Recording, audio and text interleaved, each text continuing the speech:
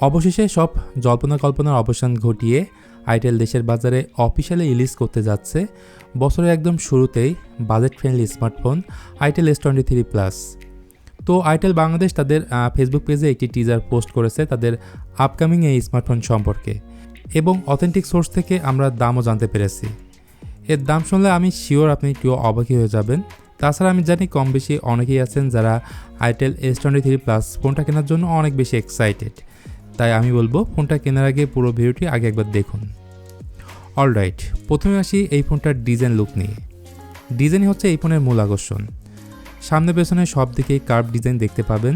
Camera বাম্পটা অনেকটাই বড় দেওয়া হয়েছে, এর ফলে যে কারোর কাছে কিন্তু ভালো লাগবে। ফোনটির রিয়ার প্যানেলটি গ্লাস মনে হলেও এটা প্রকৃতপক্ষে প্লাস্টিক বা পলিকার্বনেটের। এটার সাইড ফ্রেমটিও প্লাস্টিকের তৈরি। 7.9 মিলিমিটার হচ্ছে এটার থিকনেস এবং 178 গ্রাম হলো এই ফোনটার ওজন। সো বলাই যায় যথেষ্ট লাইট ওয়েট ফোন হচ্ছে আইটেল S23 Plus। এছাড়া বাটনস অ্যান্ড পোর্ট হিসেবে ফোনটার নিচের দিকে আছে SIM tray, microphone, USB Type-C port ও স্পিকার গ্রিল। আর উপরের দিকে মেনশন করা হয়েছে ডিজাইন বাই আইটেল।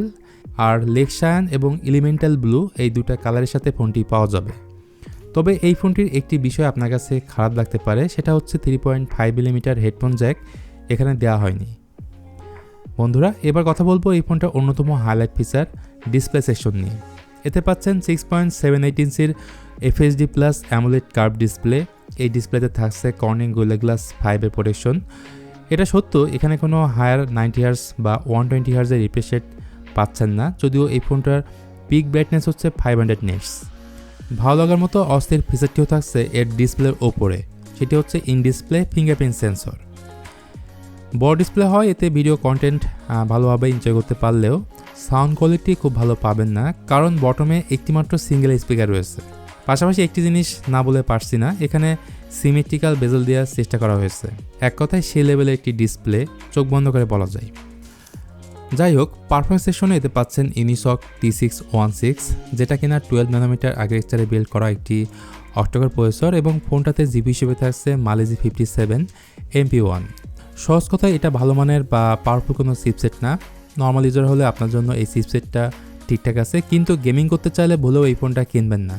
ভালো ব্যাপার হলো বাংলাদেশে এই ফোনটা একটিমাত্র ভেরিয়েন্টের সাথে লঞ্চ হবে, সেটা হচ্ছে 8GB র্যাম এবং 256GB ইন্টারনাল স্টোরেজ, যার অফিসিয়াল প্রাইস রাখা হতে পারে 21,990 টাকা।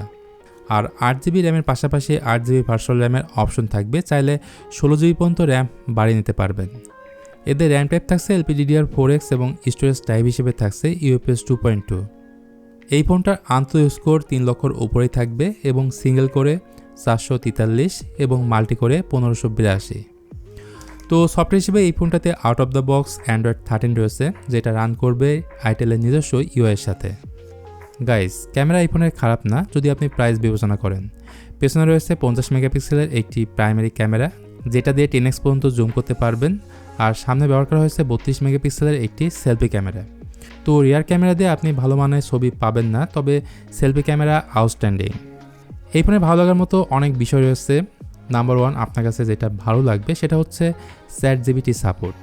এটাতে একটা ভয়েস অ্যাসিস্ট্যান্ট আছে, সেটা হচ্ছে অ্যাবিনা নামে। আর এই অ্যাবিনাকে যখন কমান্ড দিবেন তখন ChatGPTর মাধ্যমে অ্যান্সারটা দিয়ে দিবে, যেটা খুবই অস্থির একটি ফিচার। এখন তাহলে আসল কথায় আসি।